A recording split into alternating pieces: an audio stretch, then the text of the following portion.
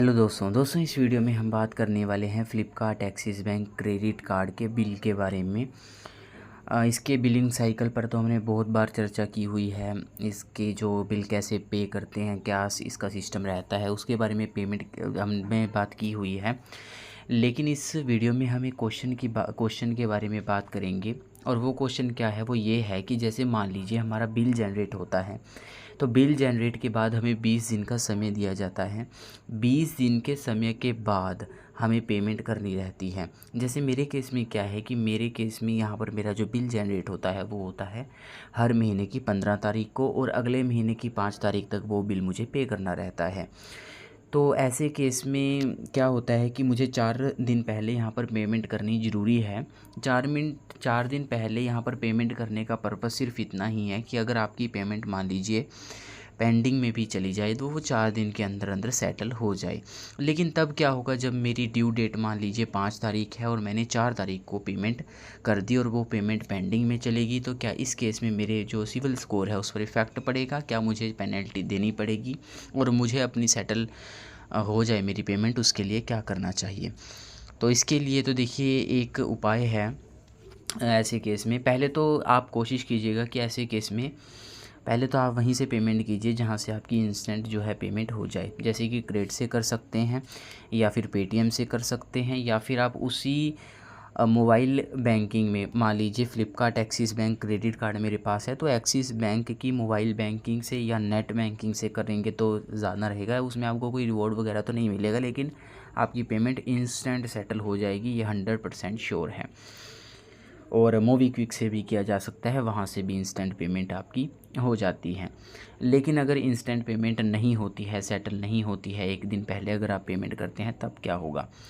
देखिए उस केस में आपको सबसे पहले तो क्या करना है कि अगर आपकी पेंडिंग में चली गई है तो तुरंत आपको कस्टमर केयर से कांटेक्ट करना है। कस्टमर को केयर से कांटेक्ट करने के बाद आपको उनसे रिक्वेस्ट करनी है कि मेरी जो पेमेंट है मैंने कर दी है, लेकिन वो सेटल नहीं हुई है। ऐसे केस में ये हो सकता है कि वो आपको ट्रांजैक्शंस आईडी वगैरह मांगे, अगर आपने एक्सिस बैंक की ही वेबसाइट से या नेट बैंकिंग से की है तब। और दूसरे केस में ये हो सकता है कि वो आपको एक तरह से ग्रेस पीरियड दे दें। यहाँ पर ऐसा नहीं होगा कि आपने एक दिन का डिले कर दिया तो आपके सिविल स्कोर पर कोई नेगेटिव इम्पैक्ट पड़ेगा। लेकिन जो चार्जेस की बात है, जो क्रेडिट कार्ड के अगर आप बिल लेट करते हैं तब आपको लगते हैं, तो वो आप पर लग सकते हैं। लगेंगे ही इस बारे में नहीं है, लेकिन लग सकते हैं, क्योंकि अभी तक आपके कार्ड में पेमेंट नहीं आई है। तो इसका उपाय सीधा साधा सा तो यही है कि आप एक बार कस्टमर केयर से कॉल कीजिए और वहाँ से उनसे पूछिए।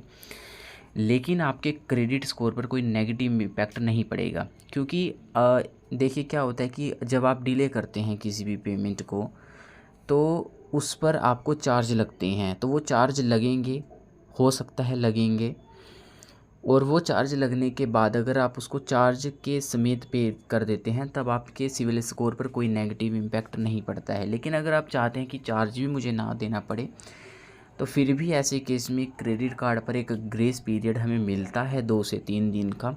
तो उसके लिए लेकिन आपको पहले कस्टमर केयर से कॉल करना ज़रूरी है। अगर आपके पास कस्टमर केयर का नंबर नहीं है, आपका कॉन्टैक्ट नहीं हो पा रहा है किसी वजह से, तब आपको ब्रांच जाना चाहिए। वहाँ ब्रांच मैनेजर से कॉन्टैक्ट किया जा सकता है। और मेल पर तो देखिए अगर आप मेल करेंगे तो मेल जब तक उनको मिलेगा तब तक आपकी ड्यू डेट मिस हो जाएगी। या वहाँ से कॉन्टैक्ट कीजिए जहाँ से आपने पेमेंट की है। मान लीजिए आपने पेटीएम से कर दिया तो पेटीएम में मान लीजिए वो पेंडिंग है, तो पेटीएम को आपको कांटेक्ट करना चाहिए, क्योंकि पेंडिंग तो आपकी वहीं से है ना। अब उसमें एक्सिस बैंक का तो कोई कसूर नहीं, और कसूर आपका भी नहीं है, तो उस पेमेंट सिस्टम का कसूर है जहाँ से आपने पेमेंट की है। तो सबसे पहले आपको बात करनी है एक्सिस बैंक से। वो इसलिए क्योंकि एक्सिस बैंक ही उस कार्ड को वो एक्सिस बैंक ने ही आपको इशू किया हुआ है, या फिर जिस भी बैंक का है। ये एक्सिस बैंक की बात भी नहीं है, किसी भी और बैंक का अगर आपके पास है तो वहाँ कॉन्टैक्ट करना है। और उसके बाद आपको कॉन्टैक्ट करना है वहाँ पर जहाँ पर आपने पेमेंट जहाँ से की हुई है किसी थर्ड पार्टी एप्लीकेशन से। तो इसके लिए ये हो सकता है, आप पूछते हैं कि चार्जेस लगेंगे, तो देखिए चार्जेस लग सकते हैं।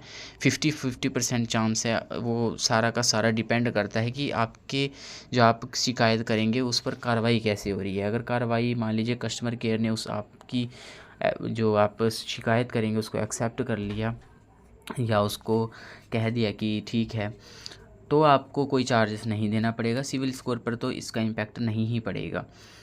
और अगर कॉन्टैक्ट नहीं हो पाता है या कोई भी प्रकार से आप ही खुद एक्शन नहीं लेते हैं, तो फिर आपको चार्ज देने पड़ेंगे।